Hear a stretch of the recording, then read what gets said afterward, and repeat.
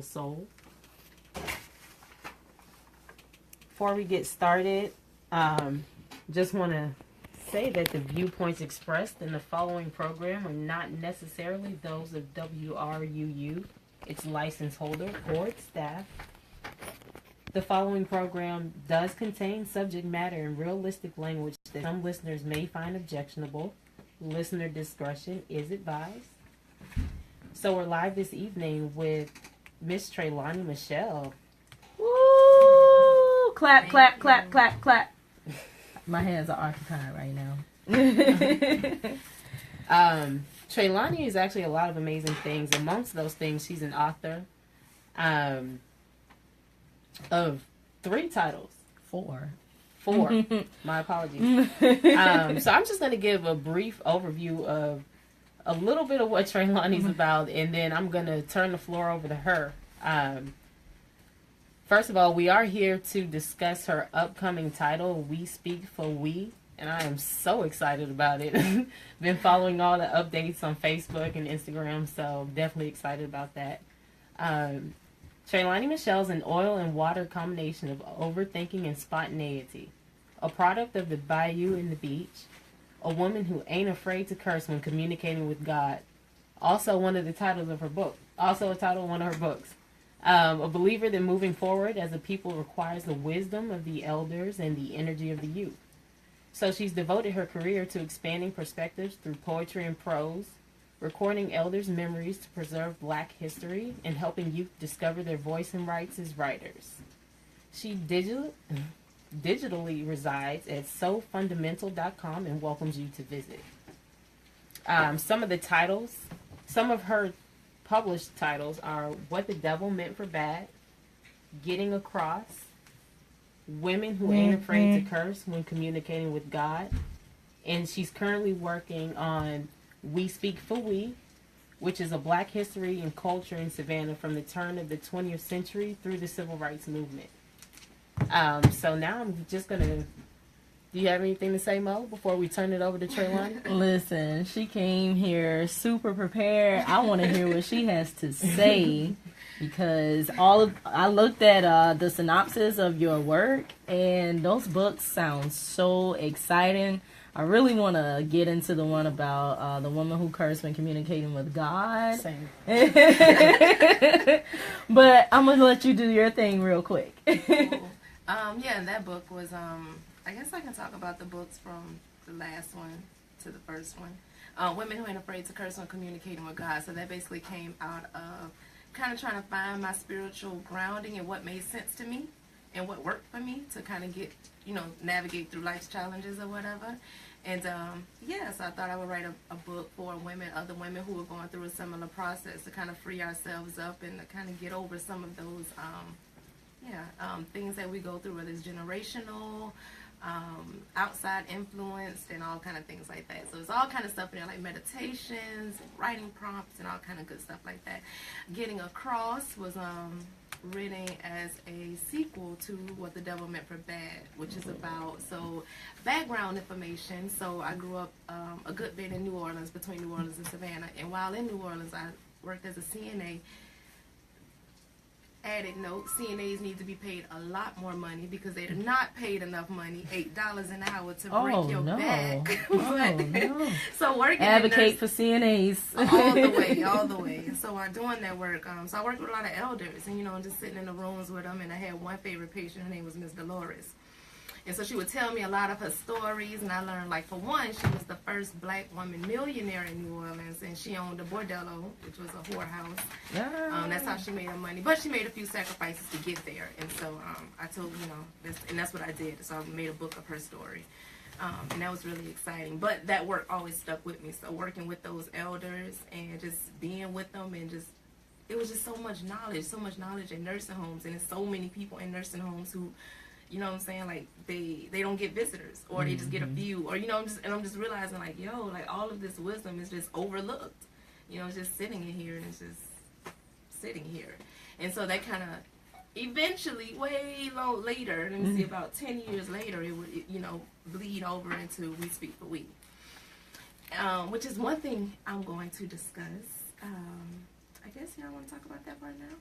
It's totally up to Yeah, you. let's do that. This is your time to shine. You tell us what we should talk about. So I think so. I kind of got into reading slave narratives. If y'all have ever heard of any, like one of my favorite ones, like Before Freedom, Just When I Can Remember. And then I even read Drums and Shadows, which is one based here in Savannah. And it was like, I think it's from like the 1920s. Yep, in that era. So it was like slavery was over, but we're still kind of dealing with those issues and sharecropping and all of those things. And a lot of things stood out to me, like particularly because for one, and it was a project of the government. We had the Federal Writers Project. And so, yeah, they actually paid writers to go out and interview former slaves, enslaved persons, or rather, I should say. And I was like, yo, that's so dope. That's so dope.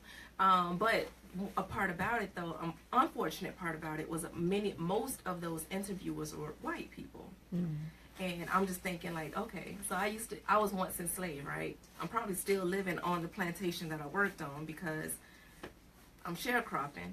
And now a white person gonna come up to me and ask me about my experiences. How likely am I to tell the whole truth? You know what I'm saying? So that was one issue that I noticed. And then another were a little few editorial issues. Like in Drums and Shadow, they were so entranced with the whole conjure and roots and voodoo and stuff like that, which is cool. It's interesting, but it's not everything. So I made sure that was one thing. I was like, you know what? Who's collecting our elder stories today? And it just didn't seem like anyone was. So, that's something I wanted to do, especially here in Savannah, because living here in New Orleans, that's one thing. Like when you go there, the history is just like right there in your face. Like you gonna learn everything you want to know pretty much about the city. You can, like, me and my husband once walking downtown, we just rolled up on the little museum and walked in there and found out all kind of information, but the same accessibility to Black history particularly is not so easy to find here in Savannah. Mm-hmm. So that's something that I did want to do, and I was like, well, how can you do that? Just like as in with the slave narratives, from the mouths of the peoples themselves.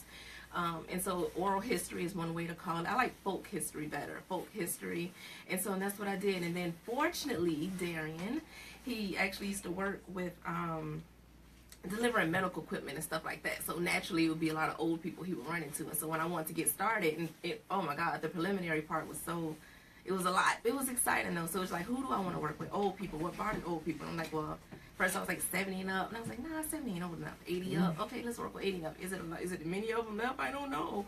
So yeah, and then through his work, he was like, yeah, I know so and so. So he gave me like my first 5 names. That's what's so got started with that. And from the jump, I was nervous, but I just went into it. It was just a conversation. That's what I just did, because that's what I do naturally. Like, I'm naturally inquisitive, naturally curious, as everyone is. And so, I just went in and I would ask those questions, just, like, who are you? Where you come from? Where your mama come from? I even asked something that's not required of my work in this particular project. I asked a lot of family history questions. What were your parents' names? Do you remember their parents' names? Because something I think is important for family history, too. That's really important to me. I'm my family's historian, on my mother's side particularly. So, yeah, and I know some people, maybe even for the generations who aren't necessarily born yet, but maybe they can bump into this information before, for them, great-grandmama or great-great-granddaddy is gone. I can get what I can. Well, your mother or your grandmother, where were they from? And most of the people who I interviewed, 90% of them, their grandparents were enslaved. And they remember that. You know what I'm saying? I thought that was just, I guess if you take the years and you put them on paper, it makes sense. But it didn't, I was like, whoa, like, so your grandmother was a slave? It was like, yeah. I still remember, seeing the scars on her back. And I was like, I would try to get, well, what were some of the stories she would tell you? Some of them have some stories, some of them didn't. Some of them, they never wanted to talk about those days. They didn't want to talk about that. And so, but in getting to the things that maybe they did want to talk about, and comparing today, a lot of old people, when you talk to them today, they love talking about how kids, these ain't no telling what the future, cause yada, yada, yada, yada, these kids need pants and the music and whatever. But one thing I don't do, I don't let my elders talk about the younger generations, and I don't let the younger generations talk about the older generations. It's not that they're lost, it's that you don't understand. And I think one of my favorite quotes, and I hate that I don't remember his name. I know he's from He's one of the breakbeat poets from Chicago. Yeah, and he said that every generation has a responsibility to create a language that confounds its elders. I was like, it's very interesting. That's very interesting, and that's exactly what this generation do today as well. So that was really two of my focal points in my career, to work with the youth and to work with the elders. So in addition to We Speak Fuh We, and which kind of give me like some internal motivation for this project too, is working with the young people.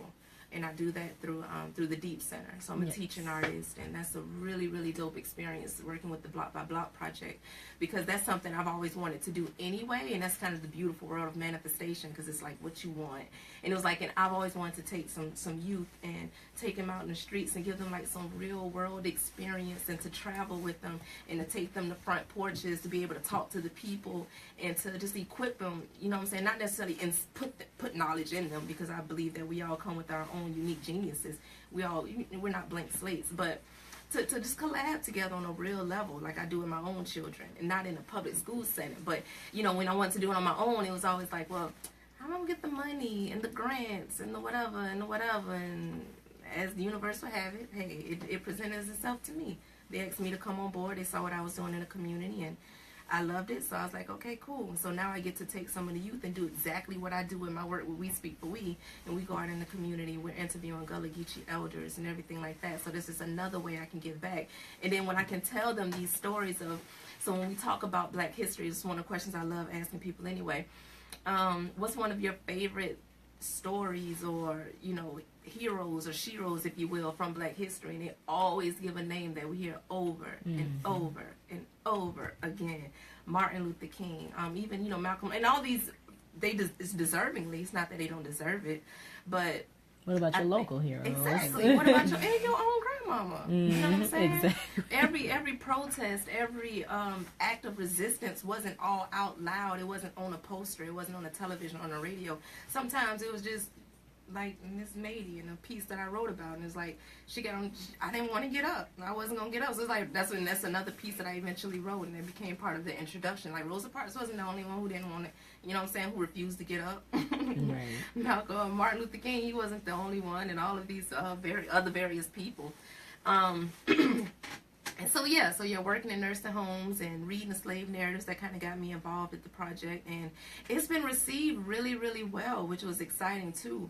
I always say that two ways that I know that I'm moving in the right direction is when the work that I do, when it scares me and excites me in equal measure.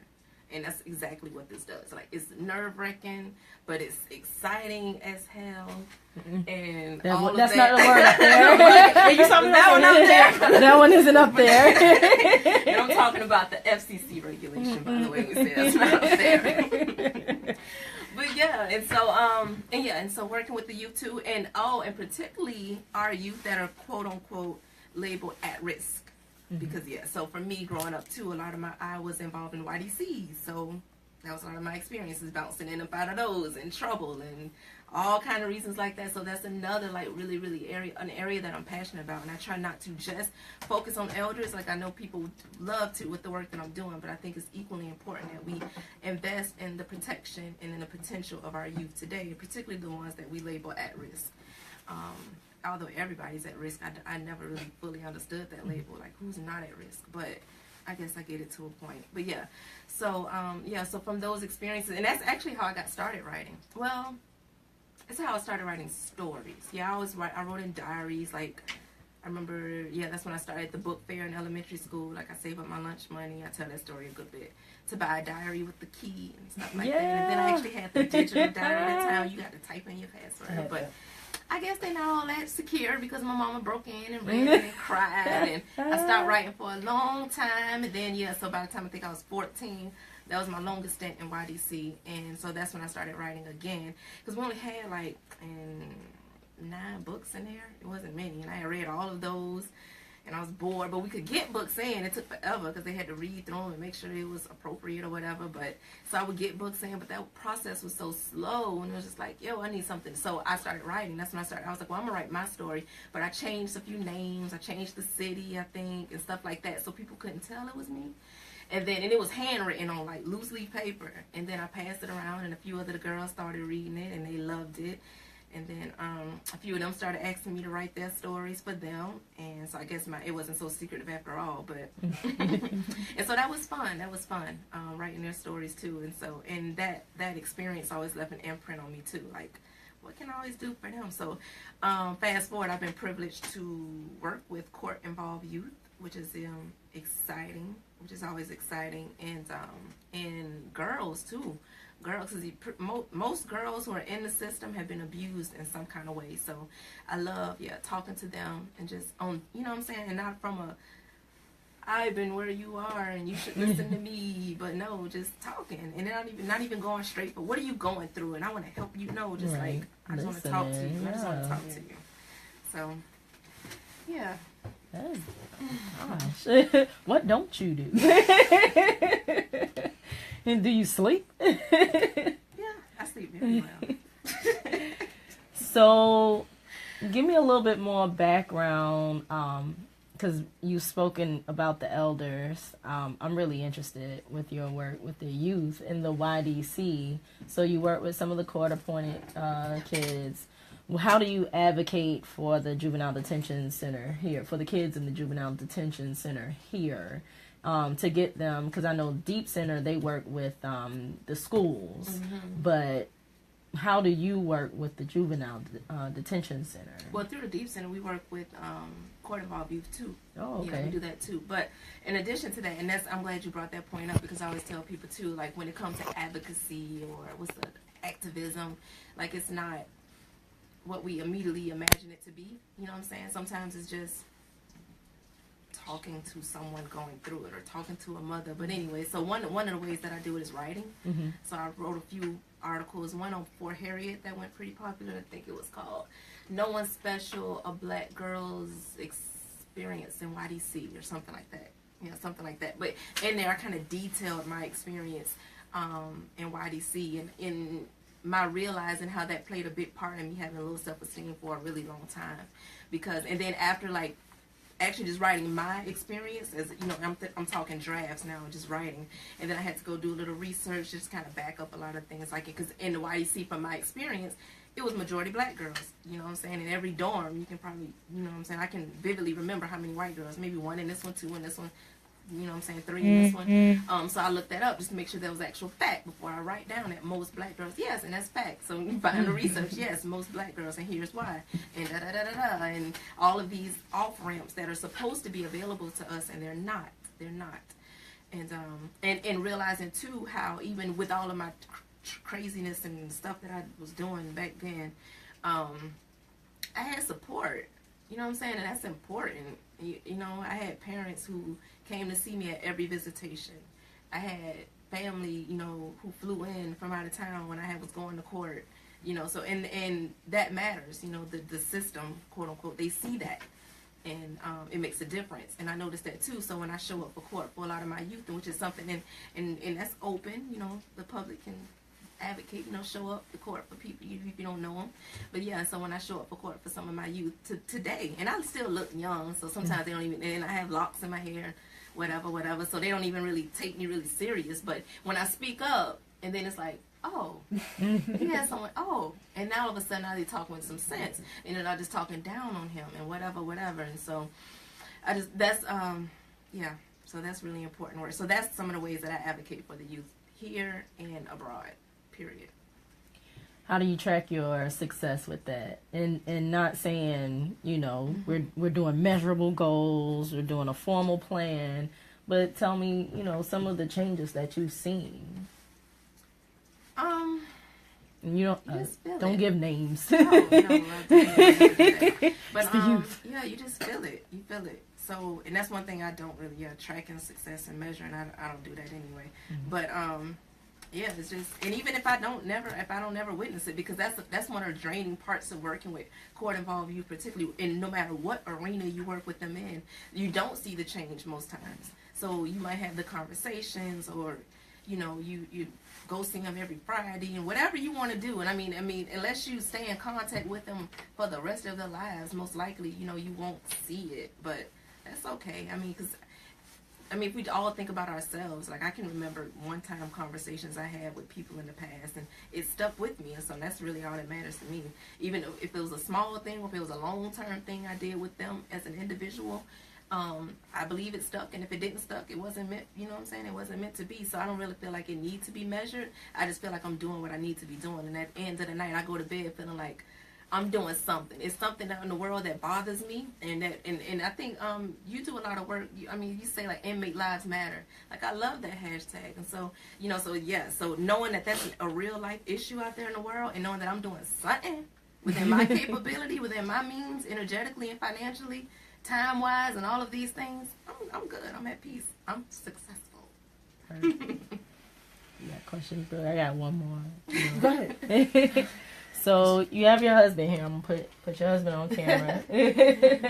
And you mentioned earlier how he really supported you, in the start of this project. How do you involve your family with your work? So actually, he does some interviewing too.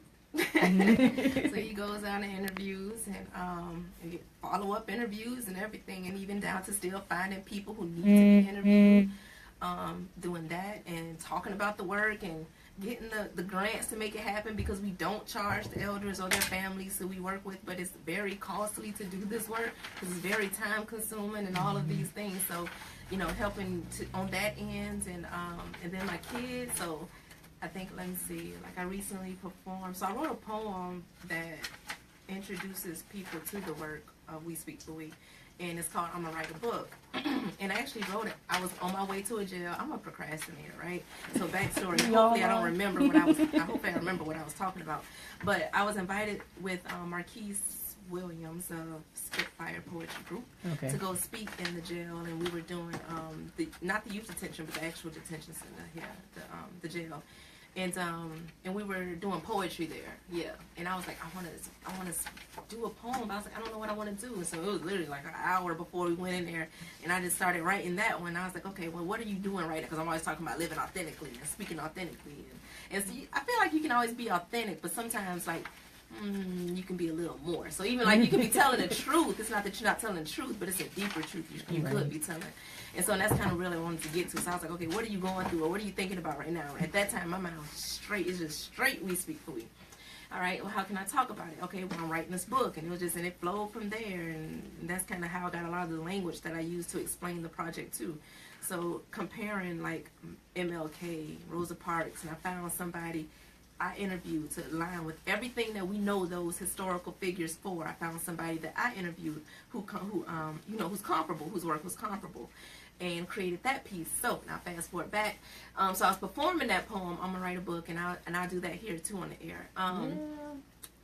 And I was performing it at the Sentient Being downtown. Am I pronouncing that right? Yes. Okay, because some people say sentient or whatever. But anyways. Sentient. Some people are extra. And when I got up to do that, so that's something that me and the kids do. So I give them flyers, and they just know, I'm like, all right, as soon as I get up and I go start doing mine, y'all pass out the flyers to everybody in the crowd. And I might have to pay them $1 a piece to do it. You know what I'm saying? But they do it, and they love it. And so that brings everybody full circle. And even sometimes when I do the interviews, I might bring my kids with me, or when I'm transcribing and I'm up late or whatever, or early in the morning, and I'm listening to them. Like my son, sometimes he'll sit with me. He says, like, I love hearing old people's voice. And so, awesome. And even, and I think even if they don't consciously right now know what they're taking in, I think it makes a difference. I think one day they'll be like, yo, like my mama had me on or something. Or at least that's what I'm hoping. Well, first of all, you're a cool mom. You do it all. So, yeah, kudos to you. Definitely. Thank you. While Brooke is getting some of our required stuff together, let's switch back to the elders. Okay. So who are some of the figures that you've interviewed, and who's the most interesting? So you had Miss Dolores in New Orleans. Who's here for you? So in Savannah, and I think all of them are equally interesting in all ways. So the most recent was Pastor Southall Brown Sr. He doesn't like to be called Reverend. So he's a pastor, and he's 5 years from 100, as he would say. So yeah, that was very interesting. My very first was Miss Mary Smith, and she's 96. I think she's the oldest one so far. Yep, she's the oldest so far. I still want a centennial. We'll see. So she actually told the story of her mom growing up on West 41st Street, and she was kind of like the insight for me on like how the communities used to be, and what we would consider the hood today, like and what those hoods used to be. Man, it was like y'all were close. Y'all were close. You knew everyone on the street, and to this day, so sometimes I pick her up and we just go for a ride down West 41st Street. And she'll point out who used to live where and where we would do the cookouts, and we would dig the hole in the backyard and barbecue down there in the pits. Hey. It was just like, and then watching her mom get a new car, and it was like, and just you go to the ports and you can watch her shipment coming in, you know, and it was just so there. And Miss Mady, she now lives in Philadelphia, but she's originally from Savannah, growing up in West Savannah, and she would joke about a lot of they were poor. And that was another interesting factor too. So seeing all the different income levels of those I interviewed, and how they perceive their upbringing. So a lot of Tatumville residents. So who else? I have Miss Pusha Scott. A good bit of them. So yes, I think right now I'm at about 19 elders. Okay. Yeah, and I have one more to go. Former Mayor Otis Johnson. Hey. Dope. He's one of my favorite people. Right? I remember being at Savannah State. So, like I said, we went to Savannah State together too.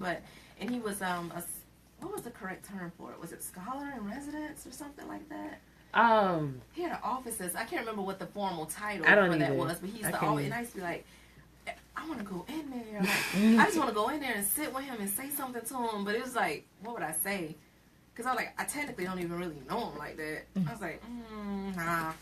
But then now, look, full circle, boom, I got an opportunity. Even how that opportunity presented itself. So Pastor Southall Brown, who I had interviewed, he introduced me to the Gullah, and kind of integrated me into the Gullah Geechee Corridor, Gullah Geechee Heritage Corridor, and who do really important work here preserving the Gullah Geechee heritage and culture here in Savannah and in South Carolina. And so they had a dinner and talking about Emancipation Night and Watch Night services and getting those started back here. And Otis Johnson was there, and that's when I met him, and I talked about my work there, and he, voiced his appreciation. I was like, great, because I want to interview you too. And he was like, I would love to. Right. Here's On my it. cell phone number. Yeah. Here's this. I was like, Winning. Look at that. Because that's another thing I feel like for me, when I'm on the right track, it's like stuff just line up. It just lines up for me. It's like, even down to, and I talk about it in the preface of the book, like, I was at Carnegie Libraries, and I was upstairs, and I was printing something, and I was printing a lot. It was like a lot of, I think I was actually printing the book, because I used that for my master thesis at SCAD, the first 60 pages of the book. And so while the pages were printed, I just turned around and looking at the bookshelf, and it was nothing really particular about the book, but it said lay my burden down. And I just picked it up, and I flipped through it, and I realized it was an oral history. So I was like, all right, let me check this out. Checked it out, brought it home, and and at that time when I was going through with the book, when I was writing, was trying to figure out how do I compile it, because I've seen so many oral histories organized in different ways. So meaning I had options, and options is freedom to me. That's what freedom is, essentially, is having options. But options can be overwhelming, especially when you're trying to get something done. So I'm like, okay, how do I want to organize it? Do I want to just have their stories, like, bam, chapter 1 is this person talking, chapter 2, or do I want to add some of my voice and then some of theirs, and how do I want to do this thing? And so in the introduction there, it was actually written by, I can't remember his name right now, Charles. I hate that I can't remember. But he was the father of folklore. And he was given all of this advice on, and he was actually over the Federal Writers Project. And it was just like, oh my God, how did this happen? How did I come up on this book? And so he gave all of the advice, like all of the options, and why you should maintain dialogue. So it particularly here, like when I talk to a lot of elders, they may say something like vegetables, they may say vegetables. And I'm like, all right, how like do I spell vegetables? And should I just change it to vegetable? But it's like, no, don't change it. Like, it's very, very important to maintain that dialect and to get it down pat. Because a lot of people, they critique Zora's work and, Zora Neale Hurston's work for a lot of that. Like, I can't understand it, and that kind of actually held me back from it for a very long time. I saw the movie, but I hadn't read the book. I didn't start reading her books until like 3 or 4 years ago. And then when I read them all. And then that was funny too. I was at Carnegie Library one day, and then it was like, and they had the whole set, everything she ever wrote, and every book was $1. It was like, what? Things just fall in line. So anyways, where was this? Yeah, at Carnegie Oh my Library. God! Listen, Their Eyes Were Watching God is one of my favorites. One of my favorite books. And as everybody always say, the movie can't compare. And so reading her book, and then even going back and just looking at her work as an artist, period. I was like, so she wasn't just a fiction writer. She wasn't just a novelist. She was actually an anthropologist. She did the exact same work that I'm doing. So she went all over the world. New Orleans, Jamaica, Haiti, various places on the west coast of Africa and sub-Saharan Africa, actually interviewing the people, talking with the people, recording them, recording their dialogue, getting all of this stuff down packed for the people. And so she did a lot of plagiarism too, which a lot of people don't know. She plagiarized a lot. That's and that's said out of respect. But just to tell, the whole story too. That was just a fun fact. No plagiarism. We're going to interrupt real quick for a quick PSA. All that required stuff. Cool. The fun stuff. The Chatham Savannah Citizen Advocacy hosts Oysters on the Bluff on Saturday, January 29th from 3 p.m. to 6 p.m. at the Owl of Hope Marina at 50 West Bluff Drive in Savannah. The event benefits a 36-year-old community-based nonprofit organization that recruits, matches, and offers support to over 110 local citizens in voluntary citizen advocacy relationships. For more information, visit www.savannahcitizenadvocacy.org or call 912-236-5798.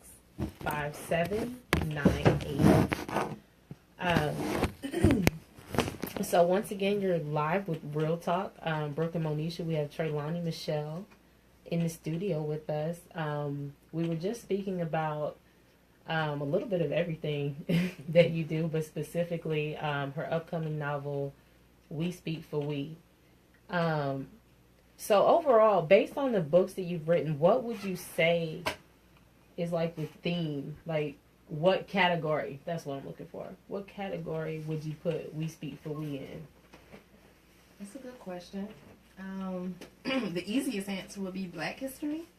If I went a little deeper than that, Savannah Black history. But I think the common denominator between all my works would be something having to do with generational patterns, maybe. That was a big part of like women who ain't what the devil meant for bad. So I talked a lot about Chantel, a lot of things she was going through, and you get to learn about her aunt and her mother and what they were going through. And then that's when the sequel, Getting Across, was written, and there was a story of her grandmother. And then so you kind of see how that generational curse or pattern, however you want to call it, disposition has even been called, how that came to be and how it even multiplied. So yeah, and then in Women Who Ain't Afraid to Curse When Communicating with God, I actually talk about some of the generational cycles that show up within my family, and how I launched the work, at least started doing the work of trying to get rid of those, turn those around. So when we speak, you see that again too, because it's a start. You definitely notice when you're reading the book, especially me even writing the book, like just the stark differences between life, quote unquote, back then and life now. And so, yeah, I would just say, like, that generational cycles. And even how a lot of things back then, how they are coming back to be. So that whole sense of community, we once thought, we didn't have it. I think we're coming back around to that today. Like, so. Yeah, that would be the common denominator there. I just want to salute you because, based on everything you said about your life, it just seems like as you grow, so is your writing. Like your writing is traveling your life journey with you. That's amazing. It makes for relatability. I wanted to know what kind of feedback you got from Women Who Ain't Afraid to Curse when speaking with God, what kind of feedback did you get from people who actually Definitely. partook in Because that? there were some interesting themes in there. It's not up there, but I don't want to get hit with an FCC regulation fine.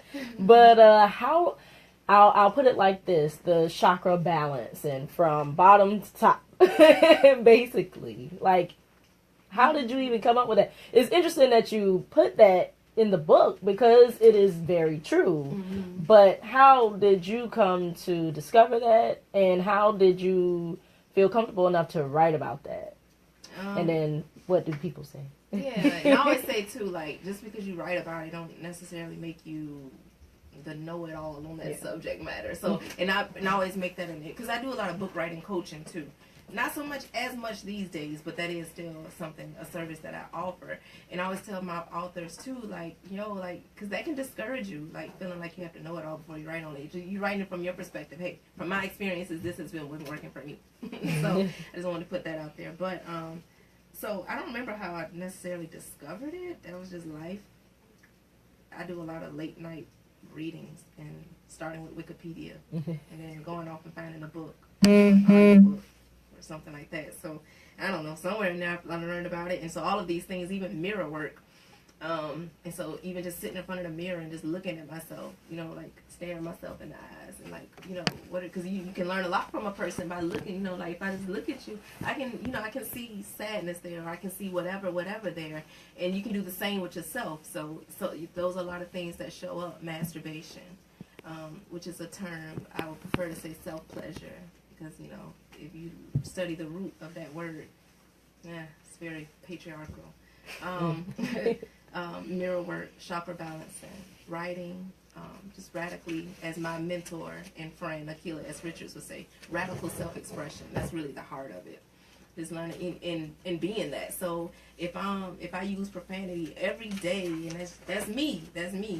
If I go into prayer to to the higher power, or whatever I pray to, or whoever I pray to, why would I show up as something different? Like, I need to show up as myself. I need to get this across. And if that's how I'm feeling in the moment, whether that's anger or deep sadness, or I'm joyful, I am on cloud 9. However it shows up, or whatever I want to talk about, I feel like I should do that.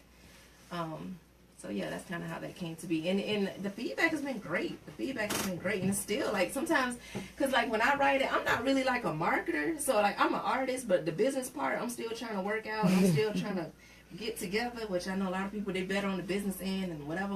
So we're working it out. But so when I come out with the book, and I'm marketing the hell out of it for like the first year. And then after that, I'm moved on, because I'm writing something else. I'm working on something else. But to still get the feedback, like, to this day, I'm like, oh, like, I wrote this book 3, I don't remember, 2-3 years ago, and it's like, y'all still feeling it? Like, even down today, like, my son's swim teacher, she just asked for a copy of another book, because she had read that book and she loved it, and I didn't even know she read it, but it was just like, man, so, yeah, it's really good feedback. I guess the reason I asked is because, when you reach a certain level of your personal spirituality, it's like, you'll be praying. Okay, I'll be praying, and I'm like, like you said, why would I change who I am when I'm talking to God? Mm-hmm. So it's like, you catch yourself like, oh, sorry, God, but then you're like, hold on, wait, but that's how I felt. Yeah. So, like, it really that touched me, and I need that. Where can people purchase your books? From me, from Amazon, from Barnes and Nobles online. Okay. Those are the main places. Okay, so that's for y'all out there to partake. And definitely, like, sofundamental.com, all one word, everything spelled correctly. SO, so fundamental. Yeah, so that, and so that's where you can find the work too there. And did a lot of ghostwriting too, which was exciting. Oh. Yeah, so it's like literally, like you said, so everything I done when I was younger, like, it just showed back up for me now. That's been exciting too. So, what's next after We Speak Fuh We? I want to take it to Louisiana. and I want to do some work there.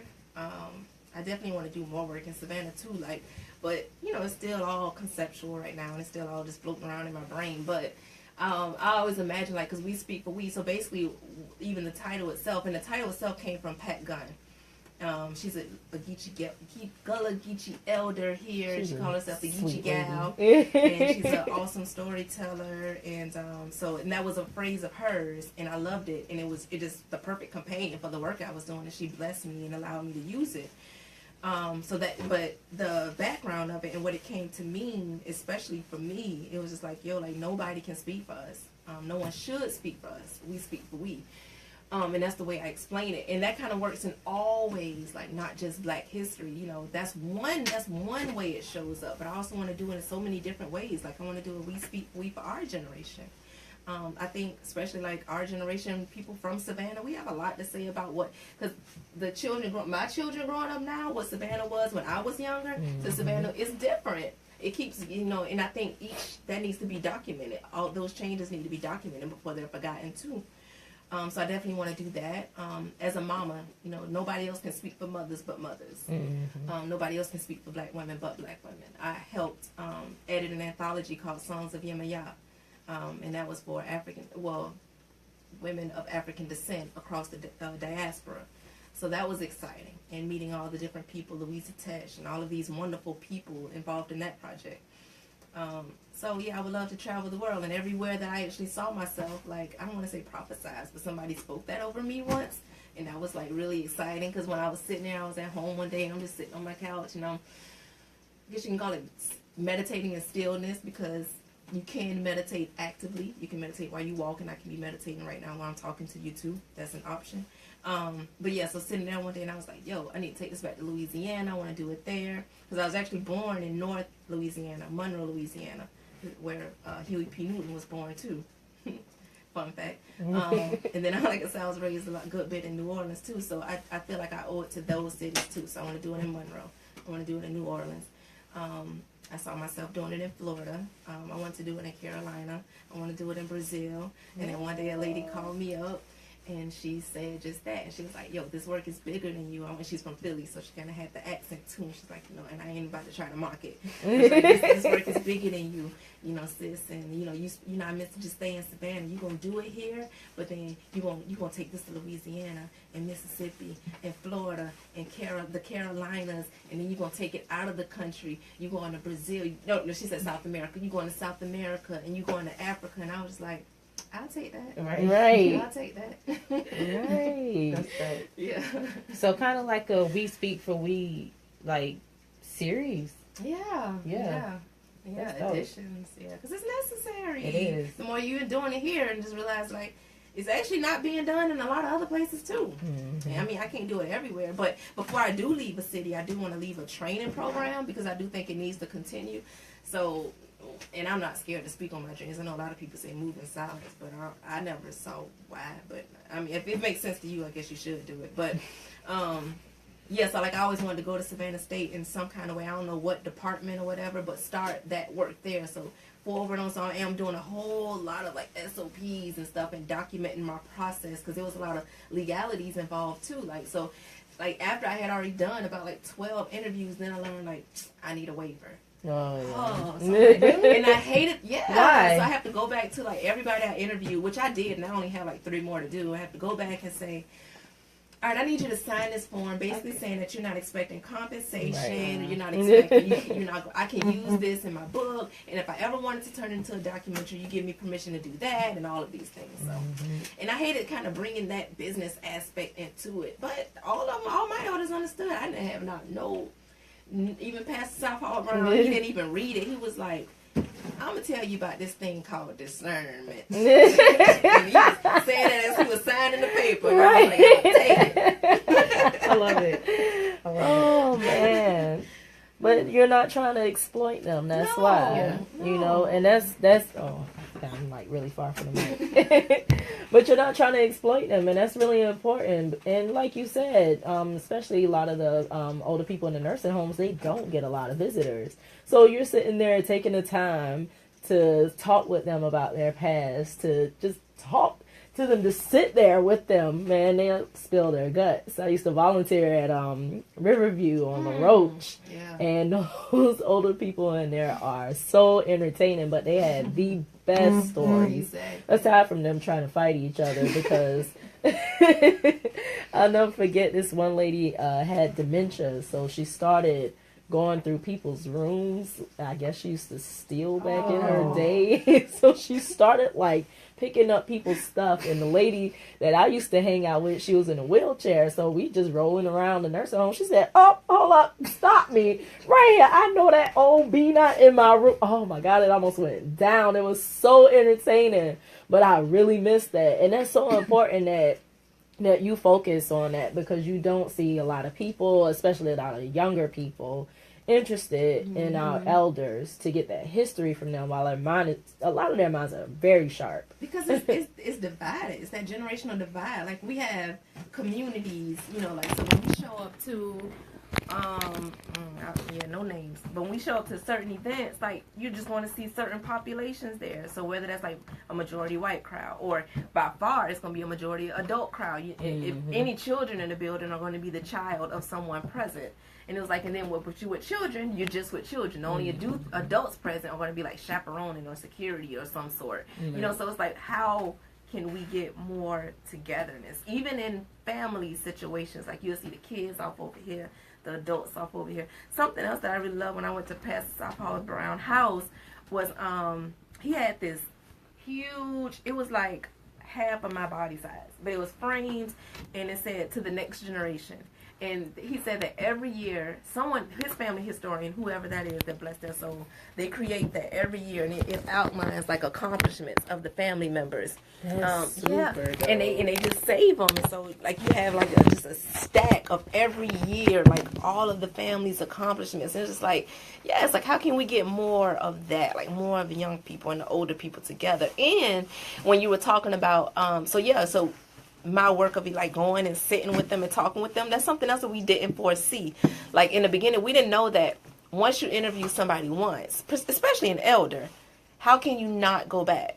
That would feel like I was sucking from them. I got what you needed. I'm done with you now. No, and that's not how it ended. You just fall in love with them. So, and the more you add, so now I'm working with about 19 elders. That's my life. Like, if I'm not working with my students, so that's why I was like, I sleep very well, because I had to learn how to create boundaries and to really, really, really prioritize my self-care, because I would lose my mind, because I'm always going to stopping by to see this person, dropping by to see this person, seeing how they doing. And then if, Lord forbid, I bump into an elder who don't have family or a lot of access to resources, now I've kind of become that person for them too. So now I'm taking you to the store. I'm dropping, you know what I'm saying? We going out to eat.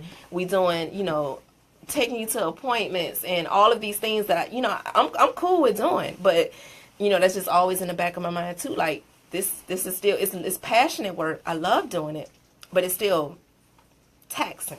Right. It costs. It costs in time. It costs in energy. It costs financially.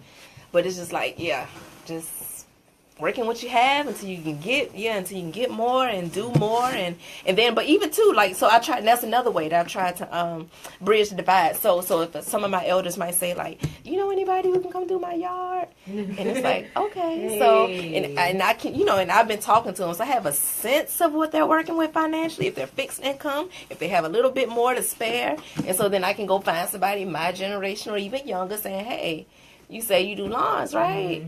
You want to give back. Here's a job. You know what I'm saying? It's the elder. Here's what she can afford. That's cool with you. And then most times they love it. I would love to. I would love to. So bam. So now I got that for you. You need house cleaner. You need somebody just to come clean your house up once a week. All right, cool. I got you. Like bam. And can put that together. And and so that feels good. That's super dope. That feels good. Like I'm like, this is my first time having a long conversation with you. I know you and Brooke went to school together. You're just on the other side of SSU. You were liberal arts. I was Cobo. Oh, Lord. I was going to guess that, too. I was going to say, you probably wasn't Cobo. Yeah. Listen, don't. I'm just saying, y'all were respectable. Y'all were distinct bunch. Y'all were tight. The shade. I'm joking. But something else I always talk about too is family history, the importance of family history. So that's something I always talk about with friends, even people I don't know. I can overhear a conversation, and they may say like, "Oh, my massage therapist." I think that's a part of, that's healthcare. That's healthcare. That's preventative healthcare. Yes, I think everybody should go get that. Oh yeah, shouts out to Bobby. He's viewing. He's viewing. That's my personal massage therapist. He passed his exams today. Woo! Awesome. Yes, and that's Pat Noah. She's watching too. Yeah, and Nadia, that's my healing waters. She's my massage therapist. But so she was mentioning one time I went over to get them, and she was just like, "Yeah, my grandmama, she came to town." I was like, "How old is she?" And I can't remember right now, but she told me how old she was, and I was like, "You recorded some of her stories, right?" That's what I always say. So it's like, while you in contact with them, and they get to talk, and just turn on your recorder and just let them talk while you're recording. And when they're no longer with us, you will very much appreciate it. Yes. You and the whole family going to appreciate all of that.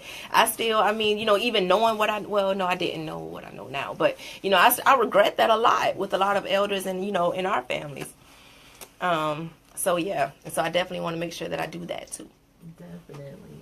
You're just super dope. Thank you. And I talk fast, so I'm going to do my best. It's all good because you're right. That hour go fast, right? That hour goes fast. You got to get a lot in. You do so much. You got to get it all in.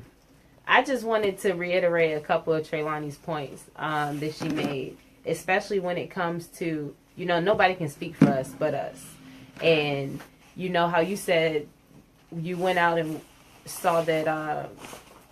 The Caucasians were interviewing the former slaves and sharecroppers.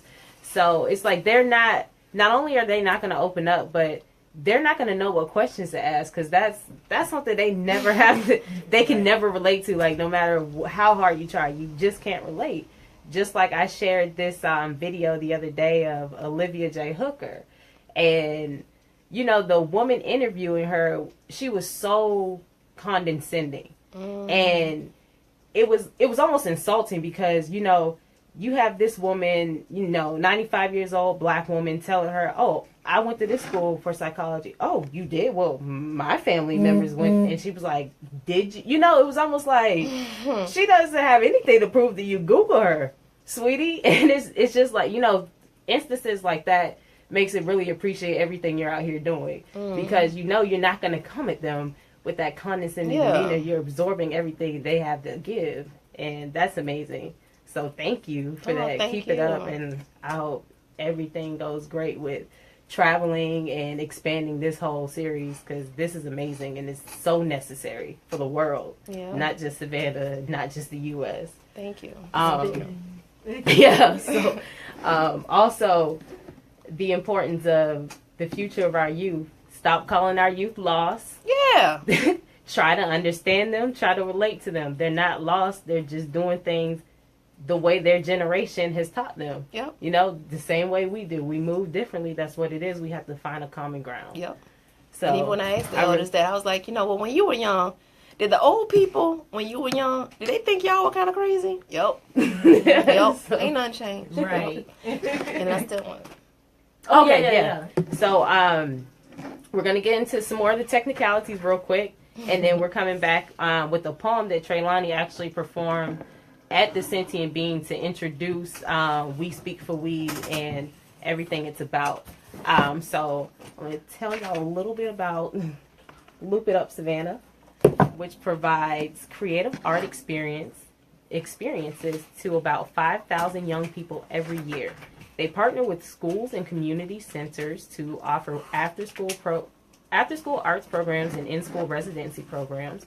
They also provide art in the street with community events, help with social services, and other youth-focused initiatives. For more information, please call 912-660-2812. And so we're back with Trelani Michelle. I'm so confused. Let me just go? Yes, ma'am. Yeah. So this is the book that I actually wrote to promote the project. And it includes some excerpts from it. And it's called I'ma Write a Book. I'ma write a book because I'm tired of the books they already have. And I'm going to write about Hosea Williams and Benjamin Van Clark, because as much as I love, honor, and respect Martin Luther King, I'm tired of hearing his name at every mention of Black history. And I'm going to talk about Robert Smalls, the Gullah man from Beaufort, because see, Frederick Douglass wasn't the only one to escape slavery. And Mary Bethune wasn't the only one to fight for full equality in church and schools. Carolyn Dowse integrated Hodge Elementary and was the first woman accepted into the Savannah Baptist Ministers Association. And Rosa Parks wasn't the only one to sit down. See, Miss May did too. And she's from Norton Street, right there off Bay, around the corner from Farrell. And I'm going to talk about how she had to go to work at the DeSoto Hilton after getting out of the school, although she was only 13 years old. About that time, she went to catch the bus home, knowing she had chores awaiting her. And she was tired. She was so tired. There was only one seat on the bus, which happened to be right behind the driver. She wasn't supposed to sit there, and she knew she wasn't supposed to sit there, but she sat there anyway. The driver got to yelling, white folks was yelling, and black folks too. "Just take my seat," a brother in the back told her. "I don't want it," she shot back. "You should have offered it to me when I first got on." Mm-hmm. And I'm going to tell Miss Smith's story too, because Madam C.J. Walker wasn't the only black woman driving a fancy car. Miss Smith's mama used to walk from Sandfly to West Savannah. Again, from Sandfly to West Savannah twice a week to her husband, who owned a tire shop on West Broad Street, saved enough money to buy his queen a brand new Chrysler. It was maroon with black trim, Miss Mary remembered. She was about the only black lady in Savannah at that time who had her own car, and she was one proud soul driving it. And I'm going to write about how the Ku Klux Klan used to walk up and down West 34th Street across from where the House of Prayer was, trying to scare folk, because Miss Pat told me so. And how Mr. Roosevelt watched his daddy murder his mama when he was only 4, and how nothing was ever done about it. About that time, he tried frying fish and dropped that cast iron skillet. How Ogeechiton used to be a cow pasture, and how Tin City, a neighborhood of black folk who made something out of nothing, was replaced with the projects. About that beautiful Geechee land before it became Ardsley Park, and how Wilmington and Skidaway Island used to be black folk territory. How MLK used to be West Broad, and how it was something like a black Wall Street, and how I wonder if the name change happened around the same time they took our businesses away. About the Flamingo, Gunny Green, and Coconut Grove. About when Frozen was on Broughton, and back when the distillery was Teasers. When Jivens got arrested and Flodge was murdered. About devil crabs, low country boys, red rice thrills and candy ladies, Beach versus Savannah High, and little league games at Daffin and Forsyth Park. See, the black community ain't always been so disconnected. According to General Coate, we were closer when we had less. If you needed a ride, just ask. A flower, just knock.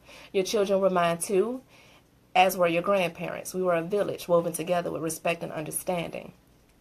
See, books now act like history is some faraway subject involving people we've never met and will likely never ever meet. So yeah, I'm going to write a book. And I'm calling it We Speak Fuh We, because I'm tired of the books they already have.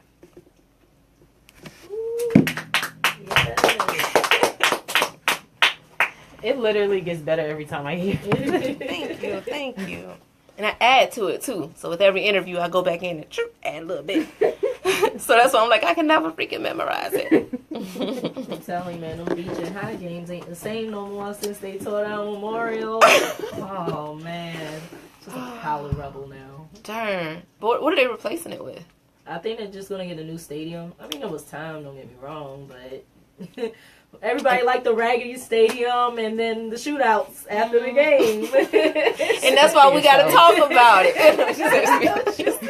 We got to talk about it. I went to St. Vincent. Did you really? Yeah, my 9th grade year. Yeah. I was a high school hopper. I graduated Savannah High, went to Windsor. It is what it is. So, thank you, Trelani, for being here with us. I'm sorry that hour went by so fast. It went by super fast. We could go all night. Those stories are amazing. Quick question before we do get out of here. Do you have like a deadline for when you plan on releasing We Speak Fuh We, or you just going with the flow right now? I'm a bit go with the flow. Like I said, I'm an artist trying to be a businesswoman, but so I have to create deadlines, and that deadline is February. So okay, yeah. Excellent. All right, so you know what to look for. SoFundamental.com. Yes. For any of Trelani's titles. Amazon, Barnes & Noble online. Yep. And the website. And SoFundamental.com. Visit them. Check her out. She's amazing. We're at WRUULP, Savannah, Georgia, 107.5 FM, WRUU.org. We are Savannah Soundings, community radio with global soul. Thank you for listening. Turn us off. We're off. We're off. Yes. Woo! Good show. Thank you. Oh, All right, you got to click the thing. Just just click it. That's it. yeah. You felt it, or you just knew? Now we just gotta make sure like it's on. It's It's playing. Is it? What was the one for the station? For the station, like to For hear that. it. This right? one? No, that's for the auxiliary cords. Aux. Yeah, it says aux right there. Computer. Studio. Okay. So. Oh Lord. Wait. She heard it was gonna be known. I just want to see. Is it playing? Is it playing? No, it's definitely not because we can't hear it. Right? It says click on 10 o'clock. Click on automation. Click Automation. on. Oh, shit. Where the heck is that? Call Dave. What is his number? Oh, shoot. And then I didn't go off live.